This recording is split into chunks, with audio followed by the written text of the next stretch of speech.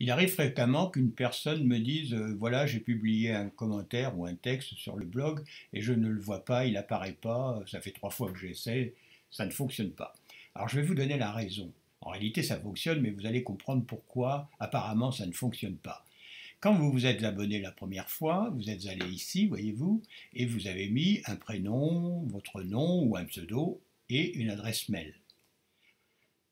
Ok, c'est noté. Donc ça, tout ça, vos coordonnées sont entrées dans une base de données du blog et ils sont inscrites comme abonnés.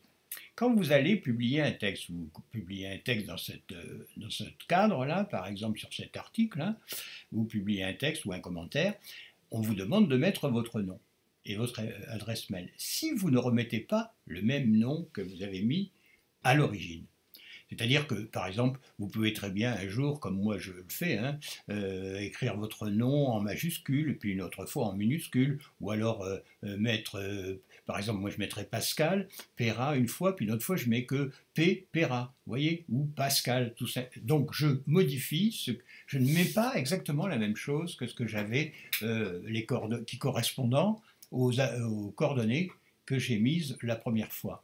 Et bien là, votre texte n'est pas perdu, il est simplement mis en quarantaine. C'est un peu comme vous savez, un facteur qui ne trouve pas l'adresse est fausse, que fait-il? Il ramène le courrier à la poste et est gardé en attendant que la personne vienne. Donc, c'est mis en quarantaine, et moi, je ne le découvre que quand je vais sur la gestion du blog. J'y vais tous les jours, rassurez-vous, et je découvre votre texte. Donc, en réalité, votre texte a été bien envoyé, bien inscrit, etc. Mais il est inapparent. Pourquoi? Tout ça, c'est fait pour éviter que n'importe qui, notamment les spammers, publie n'importe quoi sur le blog.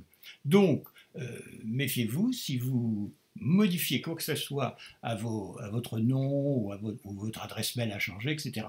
Alors vous allez me dire, ben oui, mais je m'en souviens plus ce que j'ai écrit au début, comment je me suis abonné. Ben à ce moment-là, vous vous désabonnez, et puis vous vous réabonnez avec une adresse, je vous conseille vraiment une adresse personnelle et non pas une adresse professionnelle, pour éviter encore une fois les spams, et puis notez-là, souvenez-vous, et gardez toujours le même nom, pseudo ou initial, etc.